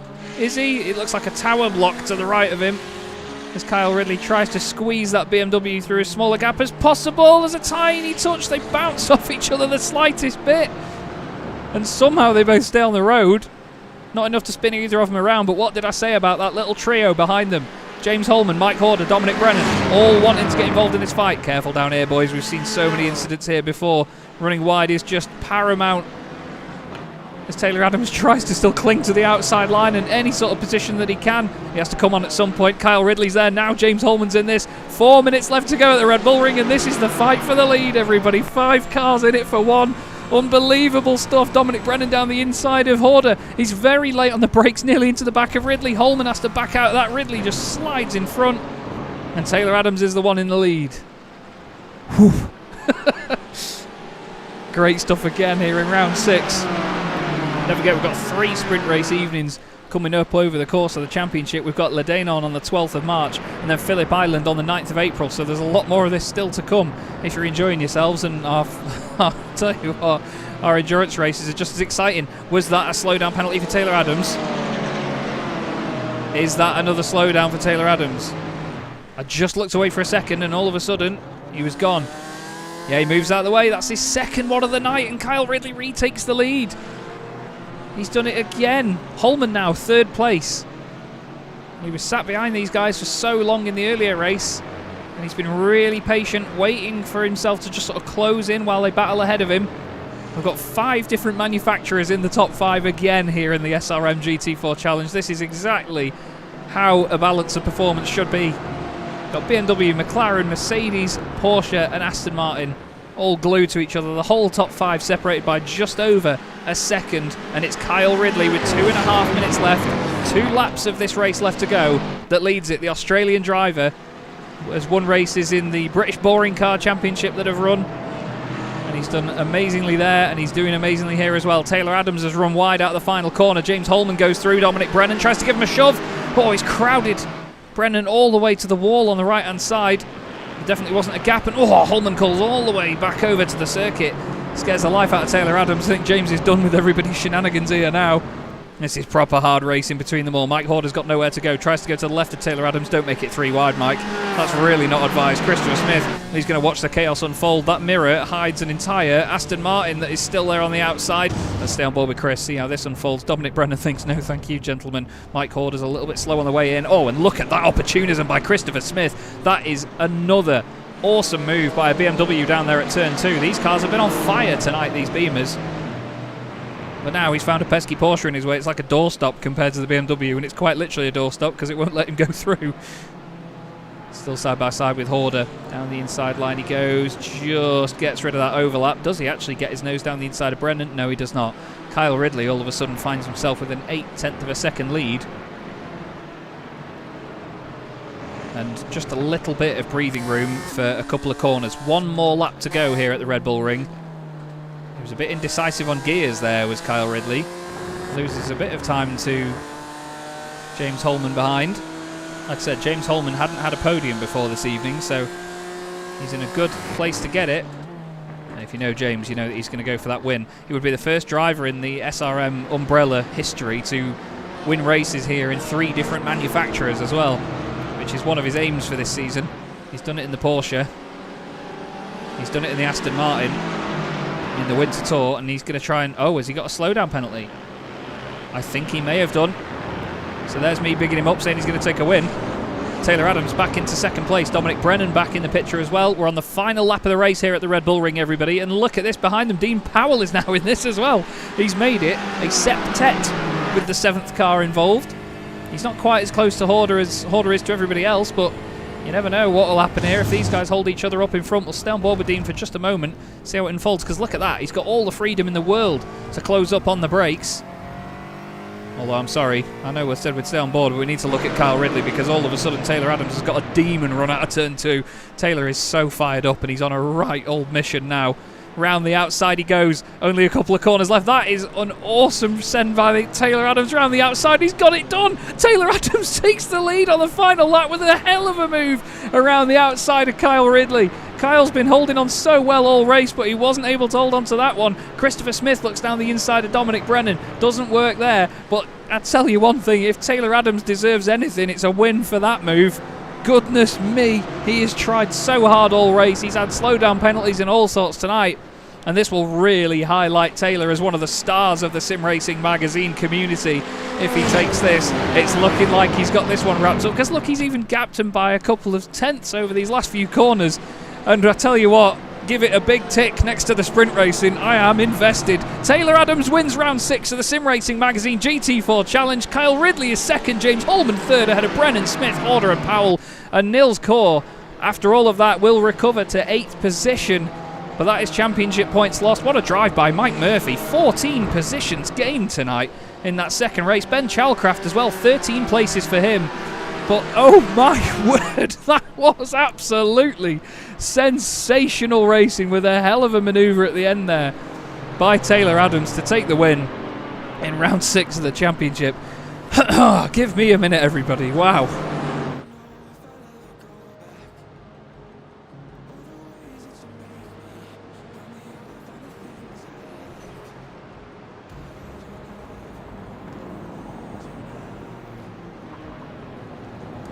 Sorry everyone, but wow, that was a moment for me to catch my breath a little bit there. Taylor Adams will be over the moon with that. Kyle Ridley, what a second place for him. He's had a massive smash on the inlet for some reason. I think he's just trying to do donuts, to be fair. And James Holman gets his first podium of the season in the Mercedes.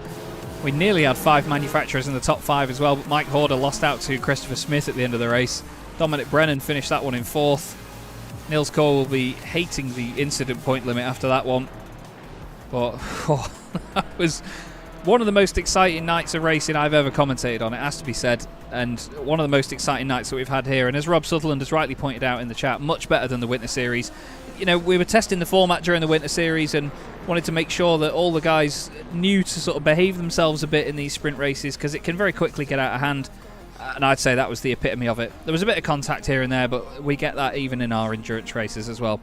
That was colossal entertainment. Absolutely colossal.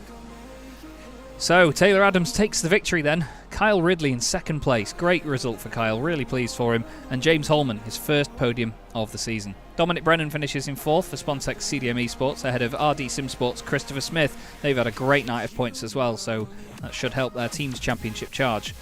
Mike Horder finishes 6th, ahead of Dean Powell and Nils Kaur. Well done to Dean as well. He was right in the thick of that from the get-go.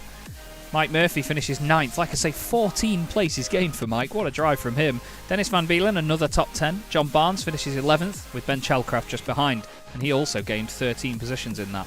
John Roberts was 13th, ahead of Danny Lee, who recovered early on, with Stephen Burns in 15th and Paul Goff in 16th. Ryan Penny was classified in 17th place, ahead of Andy Marston. Philip Hopley and Toby Johns unfortunately did not finish the race. He finished 15 laps of that one. Other retirees were Efkan Berkier, Drew Fletcher, Mark Johnson, Peter Brill and Matt Slight. Now my throat is absolutely killing me and I've got to record a good hour and a bit's worth of YouTube content after this, so we'll hopefully have a chat with some drivers and see who wants to jump in. And yes, I was really hoping that... I know that Taylor always wants to come in for an interview, but what a night to interview him tonight. Taylor, talk us through that, mate, because it wasn't the easiest of nights for you, but that final move on the last lap, you must be absolutely loving that. Yeah, I wasn't expecting Carl to back out when he did, but he was saying after he had a force feedback issue, but I was hounding him for so long, I was like praying for a mistake. Very annoyed about race 1 though. It was such a rookie mistake to make. Hell, everybody makes them, Taylor, and you know the level in this championship at the top has just become so high that everybody's pushing so hard all the time, and I think the sprint races, they really sort of epitomise that, don't they, because there's no strategy here. Yeah, you've just got to send it, especially in the reverse grid race. You have to... I had quite a good first lap. I think I was up to like 5th after lap 1, so I was I'd set myself up pretty well there. And yeah, you've just got to go for it and push like mad. And fortunately, it paid off. Yeah. Well, I mean, I was absolutely buzzing in the commentary box. I'm sweating buckets right now, to be fair. But I mean, it was one of the most exciting nights of racing we've ever seen in the series. What was it like trying to just keep an eye on where everybody was in that? Because there was just such a massive melee all the time. Yeah, it was It was about as close to carnage as you can get without it being carnage at times. I like that. On the second to last lap when we were going 3 wide up the hill, I was like, this is brave, guys. But Yeah. I managed to hold on to third at that point, and then James very kindly let me back past after. I mean, it wasn't his fault, but we made a bit of contact in the final corner, and it sent me a bit wide. So Oh, that's fair. I didn't realise there'd actually been contact, so I thought he had a minor slowdown, but I thought he cleared it quite quickly, so I didn't then start speculating, but it's good to know, you know. The sportsmanship's definitely there with these guys, though, isn't it? It's a great group of people. yeah, it's so clean. Obviously, when you're in close racing quarters, there's the occasional bit of contact, but yeah, it was great fun. The first race was fun enough. I was quite annoyed at my own performance, but it was really good fun. And then the race 2 was just great. Well, it was certainly excellent from where I was as well, Taylor. I'm sure you'll want to lie down after that one. Is there anyone you'd like to give a shout out to before you go? Well, I know my parents are watching tonight, so. Oh, what a time for them to watch! Hello, Mum and Dad. And then, yeah, shout out, big thanks to you and Andy and everyone in the community. It's really great. And then, yeah, I just want to shout out Matt, like my teammate, because he had a disconnect in that second race, and I know he was a bit disappointed with it. Naturally, Yeah. He had a really good performance tonight. Yeah, he was flying. I was going to say, unfortunately, because of all the position changes, I didn't notice that he dropped on for another 2 laps or so, and then, yeah, it's devastating when that happens. But we sort of attribute it to like a mechanical failure, don't we, in this side of the world when we have the sim racing things going on. But yeah, it's gutted for him. Yeah, and he's driving a McLaren, so he should be used to the. You have to be prepared for mechanical failures. Am I allowed to say that? Oh, I don't know. It's not. Hopefully, it don't reflect on me. But either way, Taylor, great to speak to you, mate. Very well done. That was awesome, and we look forward to seeing you in a week's time, mate. Have a good one. Yeah, thank you very much. Cheers. Taylor Adams, everybody. I'm sure you'll all agree. That was an unbelievable bit of racing at the end there. It was so exciting to watch. Just pure entertainment. And that entertainment include this gentleman as well, Kyle Ridley, who joins me in the box. Kyle, you must be buzzing for the result either way. Very close to the win, but God, what a night.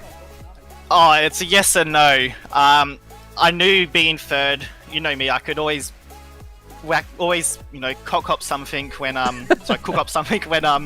when there's a reverse grid on the order. So I knew getting to the lead straight away was awesome. Holding it for 25 or 29 minutes. But no, what happened is my feedback stopped working. It was last lap and a half. Oh, That's why, yeah, it just full force left on like 8 Newton meters. That wasn't too bad, but full force all the way left, and that's what cost me the chance at a win. I'm still happy with the podium. It's more than I expected, but I'm also very disheartened and want to throw my wheel outside the window. I was going to say a bit of a hollow result in a way because of that, but I mean, as I've just said to Taylor then, all the guys at the front, it's at such a high level, but it's still so clean and so close, isn't it? Absolutely. I mean, I was pushing my little butt off, and I was still, he was catching me 4/10, so I was like, I just did a 0.2. Oh, he's done a 6.9. Oh, can this race end? Can this be the 20-minute race? Yeah. But no, we all did well. I don't know if anyone feels any incidents behind, but I know we were battling pretty hard for it, and these guys are good. These guys race pretty clean, pretty well, and I'm happy to be a part of it. I just need to fix my computer. Well, it's a joy to have you as a part of it, Kyle. And like I say, I've mentioned the British Boring Car Championship win on the broadcast, and it's always lovely to see a member of the community go from one championship to another and see the differences in the cars and how you get on. And it's just been great fun to watch you so far, mate, and I hope it continues to go well for you. Cheers, Chaz. Hopefully I'll speak to you again. Yeah, is there anyone you want to give a quick shout out to before you go, actually? I just want to give a thanks to my family who may be watching, yourself for the broadcast, and SRM, yes, correct, SRM for hosting and doing all the admin stuff. Lovely stuff. Great to speak to you, Kyle. Enjoy the rest of your day, mate, and we'll speak to you again soon. Thanks, will do. Cheers. Fantastic stuff. I love Kyle. He's such a lovely guy. He's so positive. Always great to speak to. And 2 other guys that are great to speak to. Yes, 2. We're going to bring both of the RD SimSport drivers in at once because I'm going to speak to James Holman and Christopher Smith. Chris, first off, starting with you, mate. I mean, there didn't seem to be a moment in that race where you didn't have a car touching you at some point. You were so close to everyone. How was that? It's good, yeah. Oh my god, though, it's so difficult to follow and keep those 1Xs at bay. second race, I had about 10 incident points about 5 minutes into the race, and I was thinking, no, I just got to chill, because as you've seen, I think there was 6 people or something that got penalties in that race. It was chaos. Yeah, it's not the easiest place to avoid the off tracks at all. And like you say, when you're following and the apexes and the exits are so important, it can be a real nightmare. What about you, James? Because a lot of that, you were either chasing somebody or side by side with them as well. You were always in close quarters in every single lap. Yeah, to be honest, I wanted a McLaren. It's just so fast in a straight line. Oh, don't you start at all. It was ridiculous. It was like a cheat code tonight. But no, I mean, I didn't have a chance to do any practice, so I was on a bit of a back foot there, and the race was just. I mean, once I was trying to hold Taylor up, but then I realised it was just a completely futile exercise because it was just so much quicker out the corners than the Merc, and he was faster than me. Whether it was cars, I don't know. But, and then it was just a case of head down. Mike was going really well behind me, and the gap was kind of yo-yoing when I put in a really good lap. And then I was just trying to manage the X's myself as well, because I was running at about 7 or 8 at that time. And I was just thought, well, if I have to spend a few on the last couple of laps, then it would be nice. And then, and then it really got. It was mental at the end, quite frankly. I said to Taylor, I was sorry for tapping him into the last corner. So when he got the run on me out the last corner, I just backed off and let him back through because I thought there was no point. I kind of gained that place unfairly, so I just thought I had to do what was right there. Although when I was halfway around the lap and I said to Chris, I've got a chance of the win here. I said, I don't know what to do. It was a great team night. Chris drove superbly all night, and second and fifth is a fantastic set of results. And I was the backup. I was the wingman tonight. So that was a good night for the team. I was going to say, Chris, I mean, championship points, it's always, I know from speaking to you before, it's always a bit of a bigger picture game for you. You're always the one that's sort of doing the maths and figuring the strategies out. But on a night like tonight, when it's just flat out racing, it's a different kettle of fish, but you still managed to make it work, didn't you? Cheers. Yeah, it's so much more stressful, these sprint races, because you've got to be on the ball 100% of the time. There's just there is in that longer race a little bit more time to relax, but you just start to see people disappear into the distance. If you start relaxing, it's hard work. But you can play the strategy game and think about the pit stops and the fuel saving a bit more in the longer races. But it is interesting to mix it up, and I did enjoy tonight. And congratulations to the people who pulled the wins out of the bag. Taylor Adams had some pace tonight. Yeah, he was. As did Nails, of course, as always. Yeah, absolutely. I mean, those boys are terrifying as well. But, you boys are no slouches. You're always up there with them. And it's been nice to see the BMW as competitive as it is this season again. Because I know you've always flown the flag for it, but there's a couple more in the running, which is always good to see, isn't it? Sponsored by Seabrook. Of course, yes. Indeed. Well, they've got its own pack. There might be an entire field of Seabrook cars at some point during this season. We'll see. God, don't say that. Commentator's nightmare. Yeah. Well, as long as I know what flavour everybody is, it's all right. To be fair, but it's gone from Formula One to Seabrook touring cars or something. Yeah. That'd be your next branch. Yeah, it is nice to see some more Beamers, and I feel sorry for the guys in the McLaren sitting behind us because it's like a tower block. Yeah, that's literally the word I used for it tonight as well. It literally is like having a tower block. It's pretty scary though when you go on board with like a McLaren or something, and then you see the size of that thing next to you. It's just unreal. But you guys have done another sterling job tonight, gents. How are you feeling about the next round? We go to Spa next time for an endurance race. It should be a lot of fun there, shouldn't it? Yeah, I'm looking forward to the mid sector, long fast corners. I'd say I'm looking forward to sector 1 and 3, but just based upon tonight. Look, Silverstone the pace was there and it was good. So there's some similar profile corners to Spa as there is at Silverstone. So hopefully I'll be a little bit more competitive tonight. Not that I was far off. It was just the characteristics of the car. I think Alex, that's the beauty of when you're racing a series where it just goes to different tracks and the BOP is that as close as it is, and I'm looking forward to Spa. Should be good. I think if I remember, Callum Brandt was quite quick in Spa towards the latter part of the race. Like I think maybe the Mercedes behaves a bit more kindly on its tyres than the McLarens. So although the McLaren might have the pace on the qualifying, I think we may be in the hunt for the race. Oh, there's the pressure from the teammate. Oh, I don't know. I was going to say, Chris, flipping out. You've set expectations now, sunshine. Either way, though, boys, always a pleasure to speak to you. Starting with you, Chris, is there anyone you'd like to give a shout out to tonight before you go? I've got a couple of people watching tonight, which is nice to perform well on a night where perform well. So hello to my uncle Fergus and my, I suppose, cousin-in-law Ed, who's recently just got into iRacing. So awesome. He's kind of wide-eyed looking at how everything works, and he's getting through rookies right now. So big shout out to him. And my little boy's turning 2 in a couple of days, so maybe one day he'll watch this. And he'll go, God, Dad, why didn't you win? Yeah. And anyone from you, James, that you'd like to give a shout out to? I was shouting at Chris to go for it in the first race. I'd say, go on! But no, I obviously, big shout out to Rob. He's been on the track day today in real life, and he's watching us there. So big shout out to the team boss. And my mum, she's going through a bit of a tough time. She's laid up at the moment. So big shout out to her. And yeah, hopefully she hasn't woken the rest of the hospital ward up by shouting for me. So yeah, no. And obviously my family and finally you guys. Obviously, without you guys, we couldn't watch the great production that we have. So thank you to you as well. Thank you very much. Well done for doing it on your own today, Chaz. I appreciate that. Thank you. Hopefully Ed comes back soon as well, because we miss him. But well done. It must be hard work on your own. Well, there you go. I said, guys, I didn't realise that Ed wasn't there tonight, so I apologise. So, well done to you.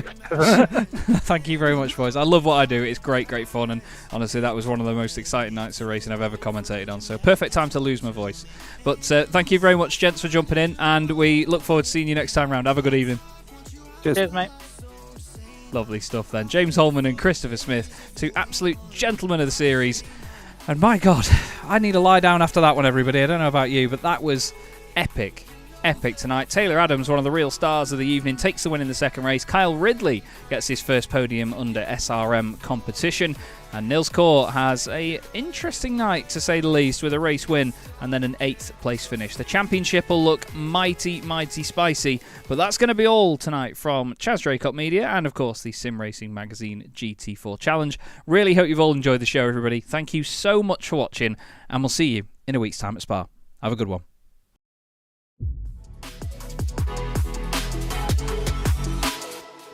Four French drivers at the French Grand Prix trying to win this on the final lap. The 3 wide again, Guillaume down the inside.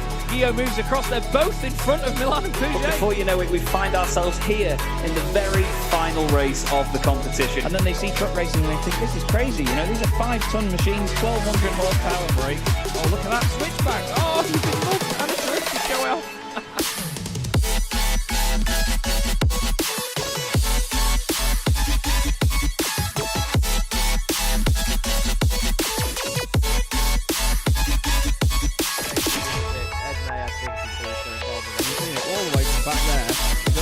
Ben Gregory now, I love this. 18.5 minutes gone. Senna Lanson tries to go for the race lead.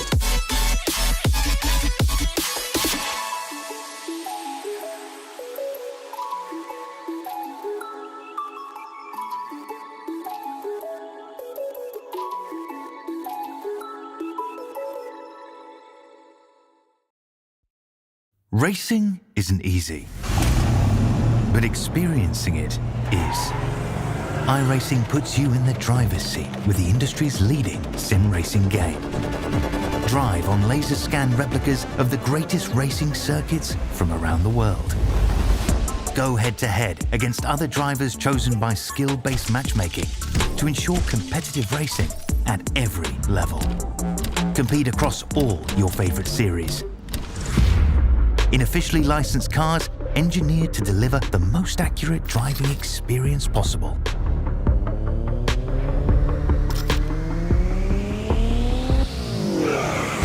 Join a race or host your own with players from across the globe. Race against the computer or in a league with friends. Feel the thrill behind the wheel. Visit iRacing.com.